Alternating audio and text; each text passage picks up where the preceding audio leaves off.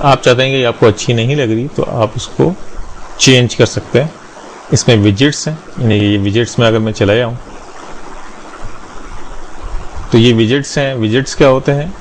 ये साथ आप देख रहे हैं कि ये recent post, archive, categories, Meta वगैरह, इसको आप हटा के ये किसी दूसरे अंदाज में आपको लिखना चाह रहे हैं यहाँ पे, तो ये विजेट्स में कर सकते हैं। देखें बहुत सारी चीज़ें हैं। कैलेंडर का इजाफा कर सकते हैं, जैसे ये 4 चीज़ें पहले आ रही थी, ये मेटा मैंने यहाँ से हटा दिया, ये मुझे नहीं चाहिए। देखें मेटा हट गया यहाँ से। कैलेंडर में बैठ के मैंने, जैसे मैंने उर्दू में लिख दिया और सेव कर दिया मैंने इसको, और यहाँ पे आगे अगर इसको मैं रिफ्रेश कर दूं, प्रेस F5, ये देखें वो हट गया और यहाँ कैलेंडर आ गया। यहाँ से मैं आर्काइव हटा देता हूँ, कैटेगरीज भी हटा देता हूँ, टॉप पोस्ट एंड पेजेस ये मैं लगा देता हूँ यहाँ पे, 3rd पोजीशन पे लगा देता हूँ और सेव कर देता हूँ और देखता हूँ उसका क्या असर पड़ा है वहाँ पे। अभी टॉप पोस्ट या पेजेस मौजूद नहीं है, वरना इनकी लिस्ट यहाँ पे आ जाती है। बाकी चीज़ें मैंने हटा दी, देखें कि मैंने हटाने से वो चीज़ें हट गई हैं। तो ये विजेट्स आप यहाँ से कंट्रोल कर सकते हैं। इसी तरह मेनू और बहुत सारी चीज़ें यहाँ मौजूद हैं, उनको आप यहाँ पे इस्तेमाल कर सकते हैं। सेटिंग के अंदर एक जनरल ऑप्शन होता है, इसके अंदर यहाँ पे आपका साइट का नाम क्या है, टैग लाइन क्या है, वो टैग लाइन आप यहाँ लिख दें।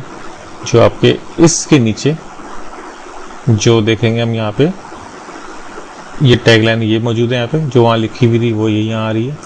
आप इसको चेंज कर सकते हैं। ईमेल एड्रेस, टाइम जोन क्या है, टाइम जोन सेट कर लें, +5, डेट आपने किस डेट आपको कैसी चाहिए वो है आप सेट कर सकते हैं, और सेव चेंजेस। लैंग्वेज आप चाहें तो चेंज कर सकते हैं यहाँ से, जैसा कि हम देखते हैं कि अगर उर्दू यहाँ मौजूद है तो हम उर्दू में भी ब्लॉग यहाँ बना सकते हैं। इसी तरह राइटिंग में साइज और पोस्ट बॉक्स, यानी कि आप जहाँ पोस्ट ऐड कर रहे होते हैं उसका साइज क्या हो, डिफ़ॉल्ट पोस्ट कहाँ SU में चले जाए, फॉर्मेट स्टैंडर्ड है, और ब्लॉग रोल लिंक जो है हम ब्लॉग रोल का इस्तेमाल कर रहे हैं और उसको सेव चेंज कर सकते हैं। इसी तरह रीडिंग में हम देखते हैं कि आपकी जो लास्ट पोस्ट है, ये लेटेस्ट पोस्ट है, वो नज़र आए, एक पेज में कितनी पोस्ट नज़र आए, फीड के अंदर कितनी पोस्ट नज़र आए। फीड क्या होता है, हम आगे RSS फीड पढ़ेंगे तो वहाँ आपको पता चलेगा। इसी तरह की दूसरी चीज़ें भी यहाँ शो हो रही हैं, और बहुत सारी चीज़ें हैं वो जो बहुत ही आसान है इस्तेमाल करने में, यहाँ आप उसको देख सकते हैं। इसी तरह बहुत सारे यूज़र्स जो हैं वो ब्लॉग स्पॉट को पसंद करते हैं, तो आप ब्लॉग स्पॉट पे भी जाके बना सकते हैं। इसी तरह है वो भी बहुत ईजी है।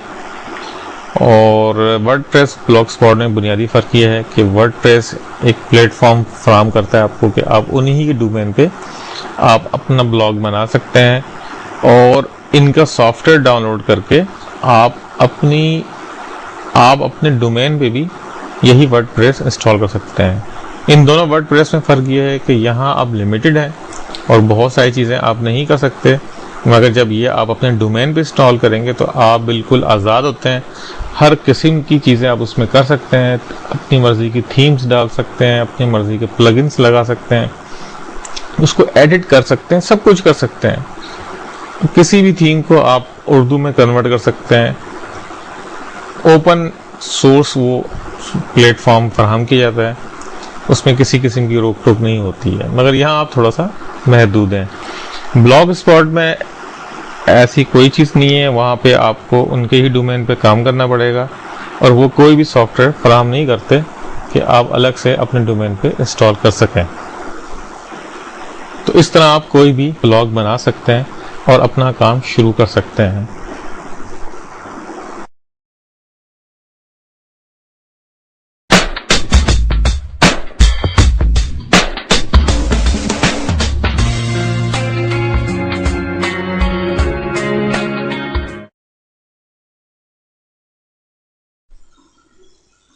अगला मरहला ब्लॉग कमेंटिंग का है, यानी कि ऐसे ब्लॉग जो आपके कीवर्ड से रिलेट करते हों या आपके टॉपिक से रिलेटेड हों, उन पे जाके आप उनकी ब्लॉग पोस्ट को पढ़ के उस पोस्ट के हवाले से या उसके मुताबिक आप अपनी कोई राय का इजहार करें, उस पर तबसरा करें। उसको ब्लॉग कमेंटिंग कहा जाता है। ब्लॉग कमेंटिंग का ऑप्शन क्यों मौजूद होता है? वो इसलिए मौजूद होता है कि उस टॉपिक पे लोग आपस में डिस्कस करें और डिस्कस करके एक दूसरे की राय को जानने की कोशिश करें। मगर जब हम इसको एसईओ पॉइंट ऑफ व्यू से देखते हैं तो ब्लॉग कमेंटिंग हम बैकलिंक जनरेट करने के लिए भी इस्तेमाल करते हैं। ये बहुत ही एक इम्पोर्टेंट एरिया है जहां पे हमको तवज्जो के साथ ब्लॉग कमेंटिंग करते हुए अपना लिंक जनरेट करना पड़ता है। इसमें एक बात का ख्याल रखना पड़ता है कि हम इसमें कोई स्कैमिंग ना करें।